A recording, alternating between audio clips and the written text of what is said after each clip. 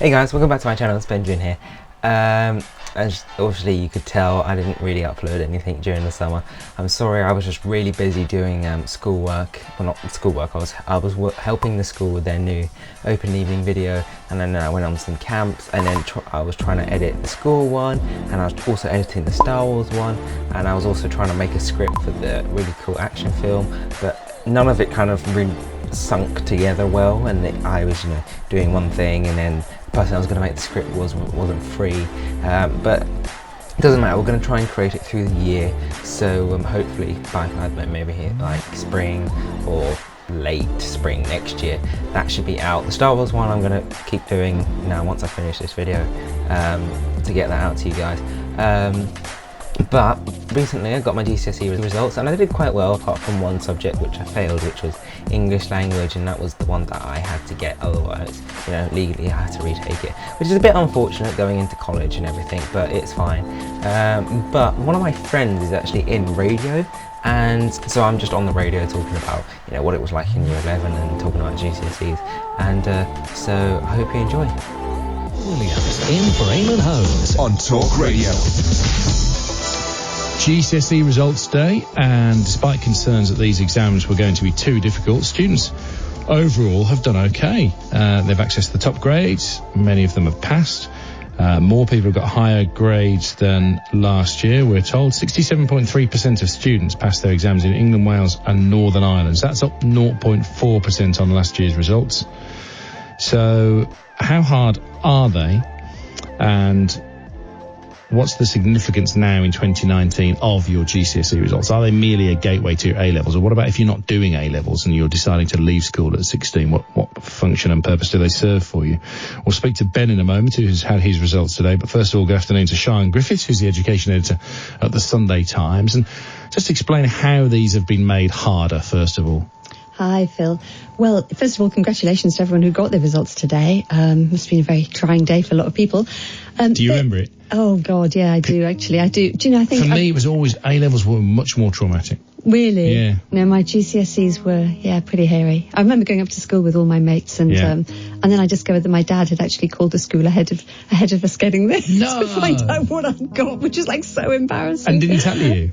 Well, yeah, I mean, when I got home, he told me, but he was, Gosh, he was obviously that worried about it, Wow. So, I know. But anyway, so these exams, why are they harder? Well, they're harder because, first of all, the content is harder, the questions are harder, and this is because Michael Gove decided to make them harder about 3 years, when he was Education Secretary a few years ago. So this is the first year that all the GCSEs have been these new tough exams. But mostly they're harder because everybody has to sit exams at the end of the 2 years. So the thing where you could do coursework and modules and retake your modules, that's gone. Right. It's basically end of 2 years, you sit the exam, pass or fail, do or die. Right. And so those, I think at least two of mine were 100% coursework, disappeared. Yeah, that's gone. And I think it was because people thought maybe parents were doing the coursework at home with their kids. Maybe teachers were helping a little bit too much. Well, certainly, I'll tell you, I'll be very honest with you about what happened in my day, was that if I wrote, mostly in English, but if I wrote an essay in English literature that wasn't towards the grade I wanted, I was allowed to redo it. Really? Yeah. Well, that's gone now. That's why these exams are so hard. That's why these kids this year, they are guinea pigs for a new tough exam. They've done incredibly well. Stay with us, Sian. Let's check in with Ben in Hertfordshire. Hi, Ben. Hello. Thanks for doing this. I really appreciate it. It must be, nerve-wracking, as Sian said, just to get your results, and then to have to get your results and speak about them on national radio. So we're with you all the way, Ben, all right? Thanks. What did you get? Well, let's see. So English, I failed one of them, unfortunately, but only by 4 marks, which was quite unfortunate. Was that your literature or your language? Language, right. I failed, yeah. But literature, surprisingly, I got an 8, and that's like, I have dyslexia, so for me to get an 8 in English lit is just like... Really? Yeah. Well done. Art, I got a 6, which was I'm happy with. History was also a 6. Maths was also a 7, but that's quite difficult for me. I find maths quite hard. Is that related to the dyslexia? Not really. I find it quite hard to pick things up quite quickly, so I have to like keep going over certain things, like, oh, okay, right, so a plus b squared, all that, you know, so I have to keep going over things, and then it's like, when we're learning in our school, we go through it like systematically, so we'll learn one topic, move to the next, and then it's like, by the time you get halfway through, you're like, wait, what did I learn at the beginning of the year? So you have to kind of remember all the way through those 2 years, and then just regurgitate at the end. Yeah. And then RE, I got a 7, which was quite nice. Drama, I got a 5, which I was a bit disappointed about, but my teacher said that the grade they gave me wasn't great, so he's going to call that back and try and get me a better grade. Oh, and challenge it. Yeah, challenge it, because he said that the piece I did was really good, and I put a lot of effort into it, so he was surprised why I got such a low grade. And science, I got a double 6, because I only did combined, which I'm fine about that. And what are you going to do with your results? What are they leading to? Well, today, after I got my results, I went up to my college, which is a film and media course, and they said, right, so what's happened? And so they saw my English, they were like, oh, that's a shame. And then they saw all my other grades, and they were like, hang on, wait a minute. So you were saying you got an 8 in English Lit, but then a 3 in English Language. So they were a bit confused, and they advised me as well to go back to the school to then query it. But they said I was on the course straight away, seeing all my other grades, but I just have to now retake English. Yeah, so I had to resit my GCSE maths, Benjamin, whilst I was doing A-levels. And I'll level with you, it is a pain because it's an extra workload, but it's manageable. And you normally get it done. I think I got mine done in the first term and got the result in term 2.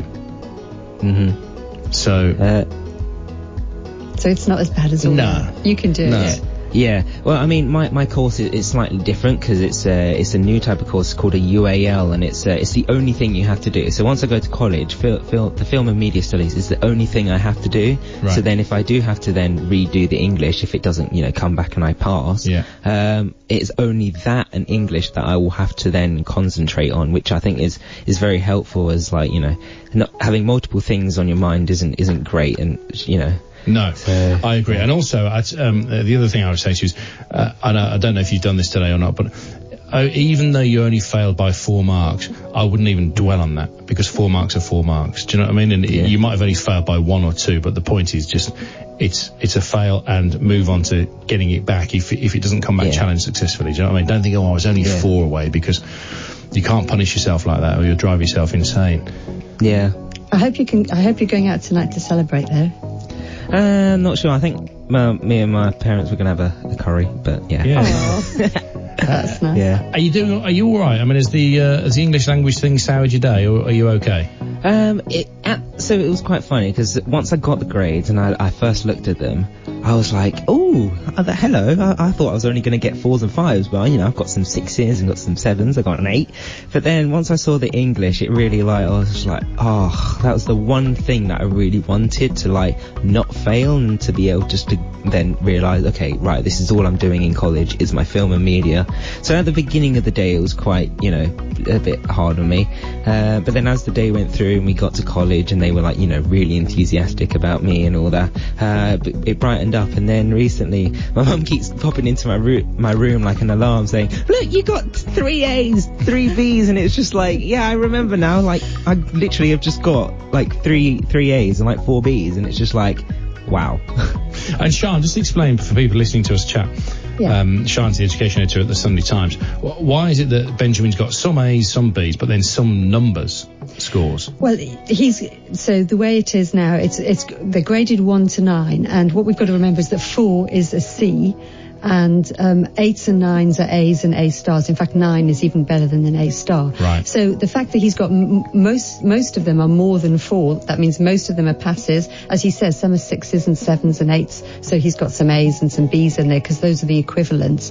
The 3, unfortunately, is not a C grade. It's below a C grade. So hence he has to retake. They've brought in this new thing. If you don't pass your maths and your English and you're going on to college, or you're staying in school, you have to retake them, because everybody needs to get their maths and English GCSE. But but that you can do it. It'll be fine. And those are great results. Well done. And how tough were they, Benjamin? Oh, let's think back 2 months.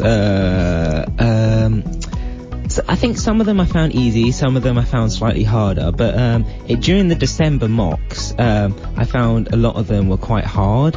But then when we went through roughly the spring term mocks, I found them slightly easier, and then by the time I got to GCSEs and I realised, oh wait, that's the real thing, they were tiny bit easier than before, but they were still quite difficult. Like some bits of like English language, like paper 1, I think that was like a really hard paper because they just ask questions that are quite like confusing.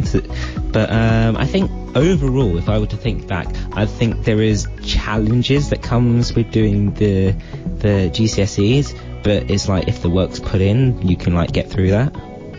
And at the Sunday Times, Sian, have you approached Mr. Gove and set him the challenge of sitting one of these? We should do, shouldn't we? You should, yeah. That's the kind of trick thing we do every year. Well, we haven't because he's not Education Secretary anymore, but I have seen Mr. Nick Gibb, who's the school's minister, and he's often been caught out with these fast times tables questions on the television. So, I think if the ministers had to sit these exams, they maybe would have thought twice, because they were really hard this year. They were very tough, and I think the kids who've had to do them have done really, really well. I mean, one of the things some of the head teachers are saying is that the kids who thought they weren't going to do really well actually didn't even turn up on the day to some of the papers because they were so anxious. Really? And that is sad. Yeah, that is a shame. That is a shame if the confidence had been dented before you even had a go. Yeah. Although Sian was just telling me before we came on the radio to speak to you that they have altered the pass marks. So actually, if you make them harder but then you lower the pass marks, are you achieving anything at all? By that, I don't mean the students, I mean the people who set the exams. Do you know what your pass marks were? You're asking Ben? Yeah, Ben. Yeah.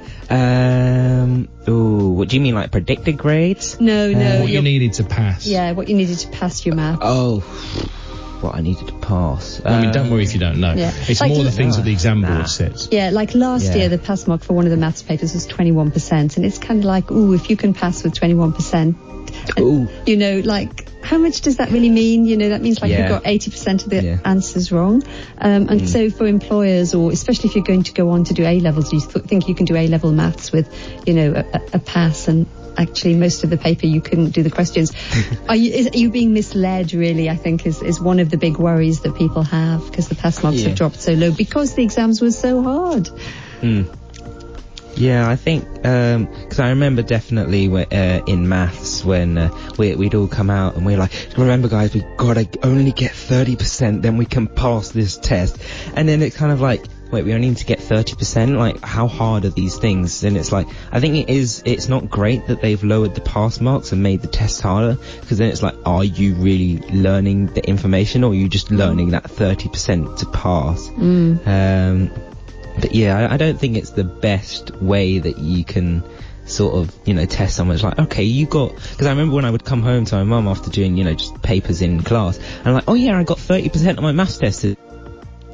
So that's awful. You should be getting 80%. I was just like, but mum, I did pass it. I did get further than pass. And it's that funny thing of like, now that generation, it's like you had to be getting, like 75% to like, pass, but now it's like, okay, you've only got to get half the marks, and you've got like a 7. It's just like, is it really, are we really learning what we should be?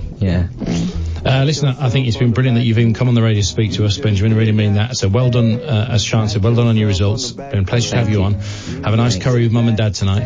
Oh yeah. And I wish you well for the course that starts then September, presumably. Yeah. Thank you. Yeah, thanks. And what are you going to do with that afterwards? Do you want to be a director? So first year I get a diploma, second year if they like me still, I'll get a further diploma, and then I think I might either go an apprenticeship or just start off indie and try and make my way through. Being like a director, Yeah, good. Go get them. Benjamin Potter, many congratulations, 16 from Hertfordshire. And Sian Griffiths, thank you very much indeed, education editor at the Sunday Times, on the GCSE results that have come out this year on those tougher exams. So, what did you think of that? I hope you enjoyed that, me talking about what else like in year 11 and GCSEs as a whole, and that whole sort of process. I hope it may help maybe some of you that might be going into that stage. But I hope you enjoyed. and that Star Wars film should be coming out very soon. Thanks for staying here, the people that have. So do like and subscribe if you're new. I could really use the support. But I'm going into college now, and so hopefully, you know, because it's a media course that will be making lots of different films, and so I can upload them to here. Stay tuned for more videos, and I'll see you in the future. Have a great day. Guys, what are you doing here? Anyway, look, this is what my new room looks like. New desk, new monitor and everything. So yeah, I'm really happy with the way my room turned out. I think I'm really going to enjoy this next part of my education. It's going to be really fun. Thank you every single one of you that have stayed, and or if you're new. But if you are new, subscribe. Even though I'm a bit infrequent, I'm trying to make it better. But you know, thanks for watching. See you later. Bye. Okay.